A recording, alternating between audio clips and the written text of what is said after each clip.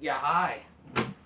Alrighty, ladies and gentlemen, it is time for your late night Raw review. So this is the last Raw before 2021.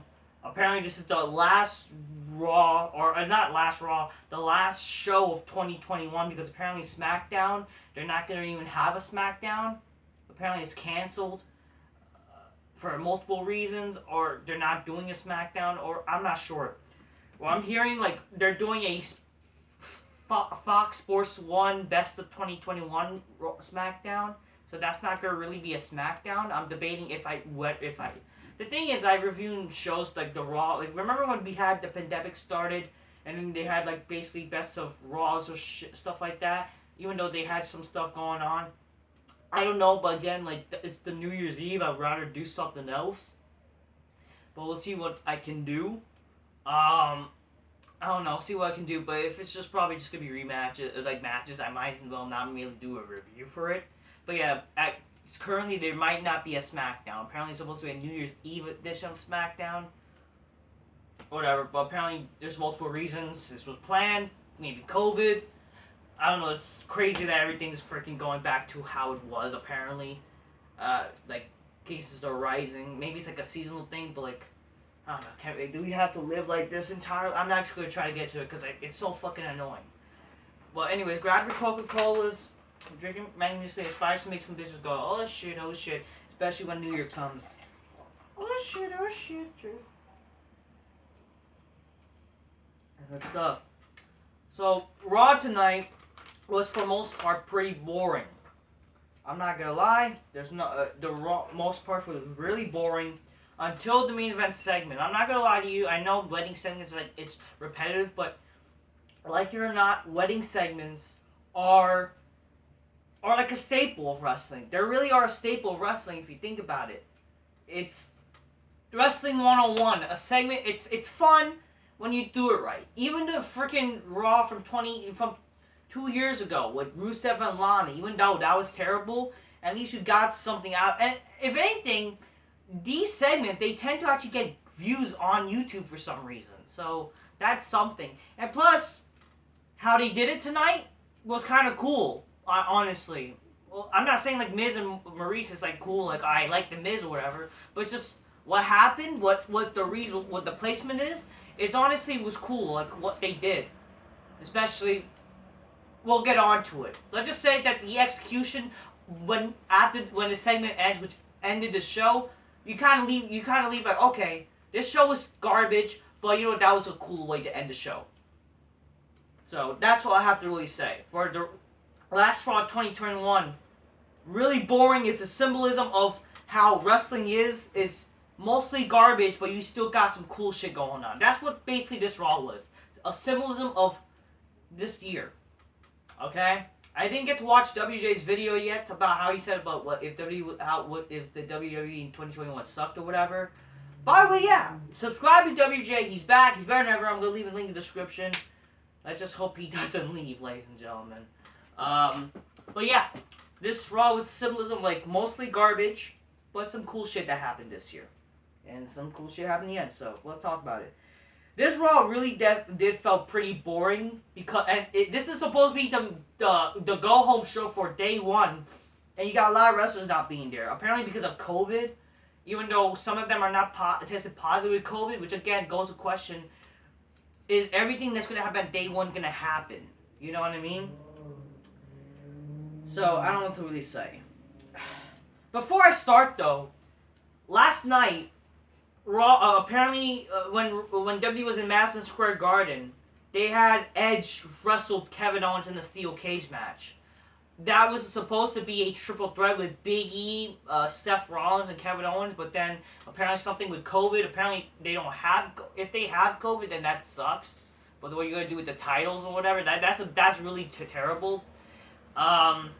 But they had Edge like basically come out of the show, and they had a segment with him, Kevin Owens, which led to a steel cage match. So, and Edge won. The match, I don't know. If anything, something like, I'm telling you, if you advertise something like that for Madison Square Garden, maybe a lot of people would have gone to the show. But if apparently low tickets for Madison Square Garden. Maybe it's because if you advertised the show, people would have gone. You know what I mean there? But whatever. I mean, from what I see here in this picture, it doesn't look bad. I'm going to try to do this review not too long because I have, like, probably going to be left some low storage. So I'm going to try to do this review short. Okay. Oh yeah, it's reported that there are several rewrites for the tonight's Raw, as some of the talent is being held out of the show for testing positive COVID-19 or for being in contact with someone who had COVID, and yeah, I guess they're just making sure they don't get COVID. But the reality is, what's gonna happen one day if they eventually get tested positive? You know. I don't know what to tell you. This is definitely, it's not their fault. And don't get me wrong, WWE's build to wrestling has been shit anyways. But you know what? It's really not their fault. It is sad. Like, this is supposed to be like they planned this show to be something. They wanted to be like an important show, and it's gonna probably be a fail. You know what I mean? But whatever. The last Raw 2021 started with RK-Bro. Okay, I want to talk about this. So my little brother, he's not little anymore, but he's growing up. Me and him watched Raw for the first time in a while together, you know, or this was probably the first time we legit watched a wrestling show together in a long ass time, even before. But he used to watch Raw at his home. Now he doesn't anymore. Partly because he doesn't have cable, or he doesn't want to. But two, it's really because he knows that this show is shit. What does that tell you when a young dude and a young kid is not wanting to watch a show anymore? This guy used to be a kid, okay? And it just also, like, my cousins, I have cousins who are kids. They don't want to watch the show anymore because it's not entertaining. What does that tell you if kids don't even want to watch a show anymore? For people to say that WWE's a kid's show, kids are not even watching anymore. It's these fucking neckbeard mongoloid sparks. This is why it's the Smarks era. But whatever.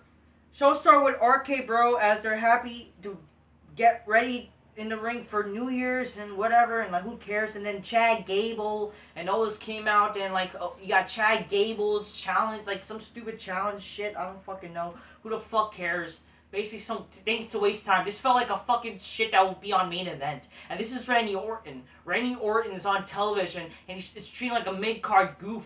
And I kid you not, my brother, when he saw Matt Riddle, he thought like, who the fuck is this goof? Like, he's like goofy. He thought that Matt was goofy looking, and he said, this is why I don't watch Raw or wrestling anymore. What does that fucking tell you? This is my brother I'm talking about. Like, what the fuck?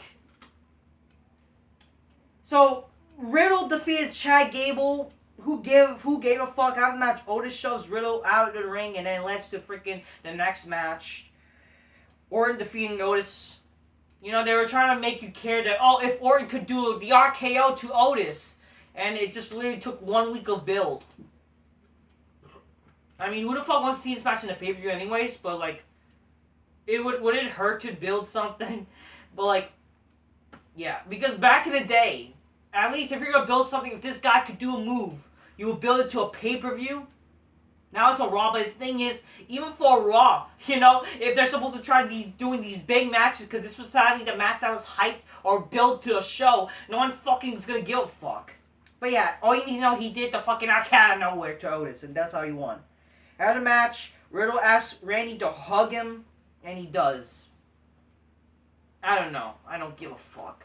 This is supposed to be Rock and Sock Connection, but who the fuck wants to see this? I don't want to see this. I think it's shit. Dana Brooke and Reggie defeated Jimmy Snuka and R-Truth in a mixed tag match. We got another vignette of Veer Mahan! Who the fuck gives a shit about Veer Mahan? Then the Street Profits defeats the Mysterious, become the #1 contenders for the tag titles. Well, they're going to face RK-Bro on day one, and who gives a This is great, a face versus face match, like why, but whatever. Biggie is home while he quarantines, and he's saying, you know, I'll feel the power, I'm gonna bring the energy or something, and who gives a fuck? Like, shut up, I don't care. He's the WWE champion. I understand, he probably has, like, dealing with COVID issues, I get it, but, like, come on here, and I get it, I can't really blame WWE for much, but, like, this is what happens when you have no stars, and Biggie's supposed to be a star, like, fuck off. And Seth Rollins supposed to be sorry too. Miz is angry about some assistants while they're getting ready for their wedding vows renewal. And then we see Eric Bischoff, and he's gonna be basically officiate the vow renewal. And I think that's pretty cool, seeing Eric Bischoff on Raw. So God forbid we have something to look forward to. That's actually pretty cool, Eric Bischoff on Raw. So, yeah, I love Eric Bischoff. So God bless them for doing this, I guess. AJ Styles is ready for his match against Almas, but Grayson Waller comes out. So they're basically doing the fucking same segment they did in NXT to Raw because no one fucking probably watched it. And people are wondering who the fuck is Grayson Waller is when he was on Raw too. So Grayson says since AJ Styles showed up to NXT last week, he decided to show up on Raw. Styles says Raw is where stars are made and Grayson isn't the star, which is not really wrong. Just because you did one heelish thing. And yeah, no one really fucking knows you. Now people pretend to give a shit about him. Like, who cares? Apollo Crews and Commander Aziz come out and interrupts. Apollo says Almas isn't here tonight. So what's the point of building? I understand maybe COVID shit happened, but like, even with that, wouldn't it make sense if Almas versus AJ Styles happened on fucking day one? Since they're building this shit, but whatever. But then if he wants to face a giant, he could face a Aziz, but then instead it's freaking him and Apollo Crews or whatever. And he defeated Apollo Crews, and then after the match he attacked the fucking big guy with the Commander Aziz with a front-on forearm. And then the fucking Grayson Waller guy just disappears. Like, whatever. Who fucking cares? Seth Rollins, I'm home and I'm gonna be the future. I'm gonna be the championship. Like, who the fuck cares? Who really cares? And you got Kevin Owens coming out, and Kevin Owens, I don't know why people pretend to say that Kevin Owens is such great on the mic. He's really not. Okay? He's really not. Is it because, like, the guy cursed in the Indies, but that's why people thought when he started in WWE and NXT, he was fine, I guess. But then, we'll bring more change. I'm sorry, this guy is boring on the mic. This guy can't really talk. Okay? He was struggling tonight. He was botching his promo. He's like, this happened and they're not here, but, I'm gonna beat him anyways. I'll be bringing more change. Kevin Owens, literally, that's how he sounded. Like, sound like a retard trying to talk. He sounded like he was autistic. Like, what the fuck? You're supposed to be a professional, dude. You can't cut promos in your fucking life. And I used to fucking wanted this guy to beat John Cena and shit, right? Remember when that was a thing? Fuck. Like, seriously, what a joke. Kevin Owens is so overrated on the mic. I'm sorry. He's like, people say he's such a great promo guy. He cuts truth promo, like, but yet the guy's shit. I'm sorry. Like, literally, if you saw him talking, I kid you not, he did not cut a good promo. He was struggling to talk. Literally. And then fucking, MVP came out and says, I don't know, it's just some bullshit that, Lashley's the almighty and whatever fuck. Then apparently, for some reason, Cedric Alexander, Shelton Benjamin are no longer with Bobby Lashley, even though they weren't, like, there's still this, like, what happened? Like, what did we miss? It's bad enough you didn't really have them on together for a long time, like, since, like, the fucking Crown Jewel, but all of a sudden, now again, they have a little dissension, like, what's the point? And the fucking comes like, I know what's gonna happen, you're trying to promote up the Hurt Business together, blah, blah, blah, blah, and then fucking, this is something that, prove yourself bullshit, and it's a shit segment, no one fucking cared. Cedric Alexander loses to Kevin Owens, and that's all you need to fucking know. And where the fuck was Bobby Lashley and get something for quarantine shit? I don't know. Dolph Ziggler defeats Damon Priest by disqualification. Great. So what? We're gonna see this match on fucking again? Like, who the fuck cares? Seriously. Now in the main event segment, Miz and Maurice renewed their vows. It's basically shit to waste time. Knowing the crowd, which I guess it works. Whatever. It's what a good old fucking heel wedding segment is, so you can't really get angry at that. It's classic wrestling shit. I'm not going to hate on it. It wasn't cringe because Edge was going to come out, which Bischoff points out. And again, it's great seeing Eric Bischoff officiating. It's just great seeing Eric Bischoff as a character. He's fucking awesome. And then Edge comes out. He interrupts. He says, Miz has embarrassed him for the past 2 weeks along with Maurice, so now it's time to embarrass them. Some little dissension, or not little dissension, some little mind games by Edge. Apparently he's trying to scare them a little bit, like, makes them think, like, I thought, like, Beth Phoenix would come out.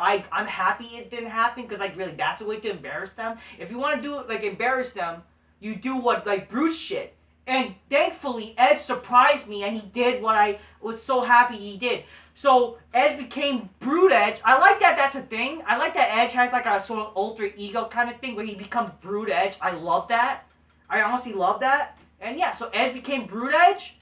He freaking laughed. And then freaking black, even though it's black, like black fucking ink blood, like what the fuck? But it's Brood shit. I guess his signature to Edge, black. So, you know, and he mentioned how, I hope y'all, like, are like, you're not only wearing white or just want to be in white. He fucking bros Brood Edge and freaking the fucking Brood black bath. I love it. I'm not gonna lie. I love the ending. I thought I got hyped. In a way, that's pretty cool. That makes me give a fuck. I love Edge, man. It's cool that Edge, of course, as a character shit. I love Edge. He's one of my favorite wrestlers, and he's fucking entertaining. But just obviously that helped save the show. That helped save this segment. That's pretty fucking cool. That makes you kind of, honestly, now the last minute, I'm somewhat intrigued with this match. I don't like The Miz, but fuck. And you know, this is sadly the only interesting, cool segment that Miz has ever done, and it's thanks to Edge. What can you say? Edge is fucking awesome. So we got the Brood Bath again. We got Brood Edge again. That's like an alter ego kind of thing with Edge, I guess. So that's pretty cool. I actually like that. You know, and yeah. Honestly, I think that's a cool way to end the show. That's honestly the only way you can end, because that's like the only good thing. I know people say, no, the wedding segment? Maybe because, like, yeah, we've been having shitty wedding segments or whatever, or it happens so long, but that's a wrestling thing. But I think they did it somewhat well tonight, you know? It was better than definitely 2 years ago, but it's going to get views. Like, that's why they do it, because it's controversy. That controversy creates cash or whatever. So, that's cool. You know, it's exciting. It's wrestling. But obviously, most of the show is pretty boring shit. Like, no story, no character, whatever fuck. At least you ended on something cool. So, I love Edge. God bless him. And, yeah. Overall, yeah, just for the last Raw 2021, pretty boring. But it was not, I guess, the worst Raw of all time. Because of just the segment. Even though but whatever.